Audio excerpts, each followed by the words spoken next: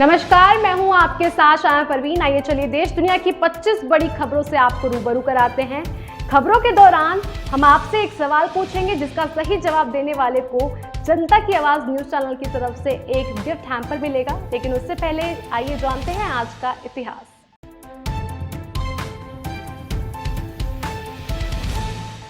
8 जुलाई के इतिहास में देश और दुनिया में कई घटनाएं दर्ज है। बता दें कि साल 1497 में समंदर के रास्ते 170 लोगों के दल के साथ भारत पहुंचने के लिए आज ही के दिन वास्को डी गामा यूरोप से रवाना हुए थे। साल 1972 में क्रिकेटर सौरव गांगुली का आज ही के दिन जन्म हुआ था। वहीं 1948 में अमेरिकी वायुसेना में आज ही के दिन से महिलाओं की भर्ती शुरू हुई थी। इस प्रोग्राम का नाम था women in the air force. Punjab के मुख्यमंत्री भगवंत मान 32 साल की डॉक्टर गुरप्रीत कौर के साथ शादी के बंधन में बंधे। शादी में दिल्ली के सीएम अरविंद केजरीवाल भी सहपरिवार मौजूद थे। शादी की व्यवस्था आपके राज्यसभा सदस्य राघव चड्ढा ने संभाली। डॉक्यूमेंट्री फिल्म काली बनाने वाली लीना मणिमेकलई की एक और पोस्ट पर बवाल हो गया। मध्य प्रदेश के गृह मंत्री नरोत्तम मिश्रा ने कहा है कि उनके खिलाफ केस तो दर्ज कर ही लिया था, अब केंद्र सरकार को पत्र लिखकर लुकआउट सर्कुलर जारी करवाएंगे। गेहूं के बाद अब आटा निर्यात पर सरकार की सख्ती। मई में गेहूं के निर्यात पर प्रतिबंध लगाने के बाद सरकार ने गेहूं के आटे के आउटबाउंड शिपमेंट के लिए एक नया अनुमोदन ढांचा अमल में लाने का फैसला किया है। गेहूं के आटे के निर्यातकों को अब आटे के शिपमेंट के लिए अंतर मंत्रालय समिति की मंजूरी की आवश्यकता होगी। नए नियम 12 जुलाई से प्रभावी हो जाएंगे। इंडोनेशिया के बाली में मिले भारत चीन के विदेश मंत्री। भारत के विदेश मंत्री जयशंकर और चीन के विदेश मंत्री वास ई की ये मुलाकात G20 देशों के विदेश मंत्रियों की बाली में आयोजित बैठक के मौके पर हुई। जयशंकर ने उनके साथ बातचीत में सीमा के हालात, चीन में भारतीय विद्यार्थियों और उड़ानों पर पाबंदी को लेकर बातचीत की।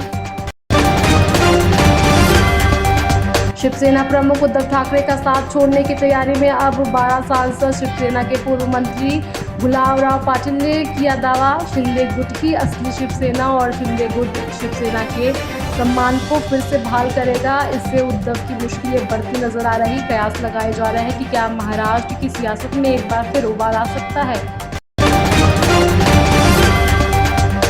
पार्टी में बगावत के बाद ब्रिटेन के प्रधानमंत्री बोरिस जॉनसन ने पद से इस्तीफा दे दिया। कंजर्वेटिव पार्टी के 41 मंत्रियों ने 2 दिन के भीतर इस्तीफा दे दिया था, जिससे उन पर दबाव बन गया था। पीएम नरेंद्र मोदी ने वाराणसी को दिया 1800 करोड़ के 43 परियोजनाओं की सौगात। करीब 4.25 घंटे के दौरे में पीएम मोदी सरकारी स्कूलों के छात्र छात्राओं के लिए मिड डे मील बनाने वाली अक्षय पात्र रसोई का उद्घाटन किया। ईडी ने मनी लॉन्ड्रिंग के मामले में कसा शिकंजा। तो भारत से फरार हुए वीवो के निदेशक जेंगशुन ओयू और झांगजी। ईडी ने एक दिन पहले ही मनी लॉन्ड्रिंग की जांच के सिलसिले में दिल्ली और उत्तर प्रदेश समेत कई राज्यों में वीवो और उसकी सहयोगी कंपनियों के 44 ठिकानों पर छापेमारी की थी। अल्पसंख्यक मामलों में मुख्तार अब्बास नकवी और स्टील मंत्री आरसीपी सिंह ने केंद्रीय मंत्रिमंडल से इस्तीफा दे दिया। स्मृति ईरानी को अल्पसंख्यक मामलों के मंत्रालय का और ज्योतिरादित्य सिंधिया को स्टील मंत्रालय का अतिरिक्त प्रभार दिया गया है। चर्चा है कि नकवी को कोई बड़ी जिम्मेदारी दी जा सकती है। उनका नाम उपराष्ट्रपति पद के लिए चल रहा है। उत्तर प्रदेश के सीतापुर कोर्ट ने ऑल्ट न्यूज़ के को फाउंडर मोहम्मद जुबैर को 14 दिन की न्यायिक हिरासत में भेज दिया है। मोहम्मद जुबैर को कथित रूप से धार्मिक भावनाओं को भड़काने के मामले में सीतापुर कोर्ट में पेश किया गया। उदयपुर में हुए कन्हैयालाल के मर्डर मामले में एनआईए की जांच का दायरा बढ़ता जा रहा। राष्ट्रीय इन्वेस्टिगेशन एजेंसी तालिबान हत्याकांड से जुड़े दरिंदों की तलाश में लगातार छापेमारी कर रही है। इस सिलसिले में एजेंसी ने पहली बार राजस्थान के बाहर किसी दूसरे राज्यों में कार्रवाई की। आम आदमी पार्टी के विधायक अखिलेश त्रिपाठी पर दिल्ली के अशोक विहार में 2 लोगों को पीटने का आरोप लगा। पीड़ित का नाम मुकेश हलवाई और गुड्डू हलवाई है और ये दोनों दिल्ली के लालबाग के रहने वाले हैं। पुलिस ने इस मामले में विधायक के खिलाफ केस दर्ज कर लिया है। नेशनल हेल्थ मिशन महाराष्ट्र ने 420 पदों पर निकाली भर्तियां। 20 जुलाई तक कर सकते हैं आवेदन। वेबसाइट पर भर्ती की पूरी जानकारी मिलेगी आपको। केंद्रीय स्वास्थ्य मंत्रालय ने 18 साल से ऊपर के लोगों के लिए कोविड-19 एहतियाती खुराक को लेकर किया अहम फैसला। मंत्रालय ने खुराक के अंतर को मौजूदा 9 महीने से घटाकर 6 महीना कर दिया है। 18 साल के ऊपर उम्र के लोग अब वैक्सीन का दूसरा डोज लगने के 6 महीने बाद एहतियाती डोज लगवा सकेंगे। देवी अहिल्या विश्वविद्यालय के यूजी और पीजी कोर्स में एडमिशन पाने के लिए छात्रों के बीच कड़ी प्रतिस्पर्धा होने लगी। यहां कुल सीटों की तुलना में कई गुना अधिक आवेदन आए। देवी अहिल्या यूनिवर्सिटी इंदौर के टीचिंग विभागों के पोस्ट ग्रेजुएट कोर्स में एडमिशन के लिए कुल सीटों से 25 गुना अधिक आवेदन आ चुके हैं। रॉकेटरी के बाद आर माधवन धोखा राउंड डी कॉर्नर में नजर आने वाले हैं। बता दें कि इस फिल्म से भूषण कुमार की बहन बड़े पर्दे पर डेब्यू करने के लिए पूरी तरह तैयार है।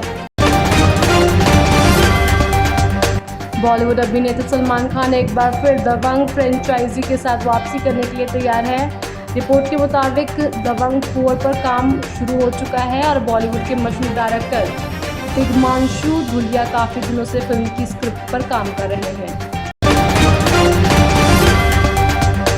टॉलीवुड सुपरस्टार जूनियर एनटीआर की अपकमिंग फिल्म के लिए मिस इंडिया 2022 सिनी शेट्टी का नाम तेजी से सामने आ रहा है। खबर है कि फिल्म स्टार कन्नड़ ब्यूटी के साथ अपनी अगली फिल्म में काम करने की तैयारी में है। शेयर बाजार में लौटी रौनक। आज भारतीय और यूरोपीय बाजार में मिला-जुला असर।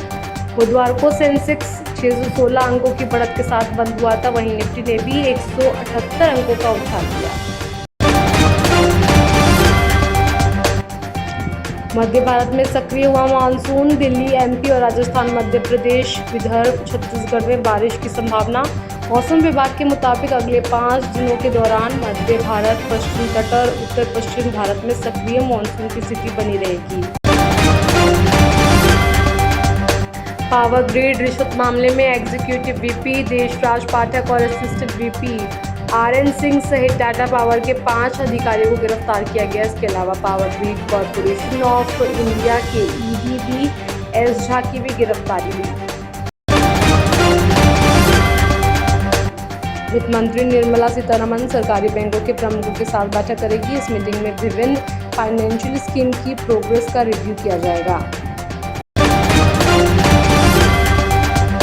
भारतीय सराफा बाजार में सोने चांदी के दाम जारी कर दिए गए हैं। जहां सोने की कीमत में कमी आई है तो वहीं चांदी के रेट्स में मामूली इजाफा दर्ज किया गया है। 999 कैरेट वाला 10 ग्राम सोना आज 50,878 रुपये में बिक रहा है, जबकि 999 कैरेट वाली 1 किलो चांदी 56,883 रुपये हो गई। महेंद्र सिंह धोनी अंतर्राष्ट्रीय क्रिकेट से संन्यास ले चुके हैं। इसके बाद उन्होंने बिजनेस पर खूब फोकस किया है। वो होम टाउन रांची में एक होटल भी चला रहे हैं। ऑर्गेनिक फार्मिंग में भी हाथ आजमा रहे हैं। इसके अलावा कई कंपनियों में उन्होंने महत्वपूर्ण निवेश किया है। एक बार फिर से खाने वाले तेल के दामों में कटौती हो सकती है। सरकार ने इसको लेकर एक बैठक की। पिछले महीने भी कंपनियों ने खाने वाले तेल के दामों में कटौती की थी। इन दिनों ग्लोबल मार्केट में तेल के भाव गिरे हैं।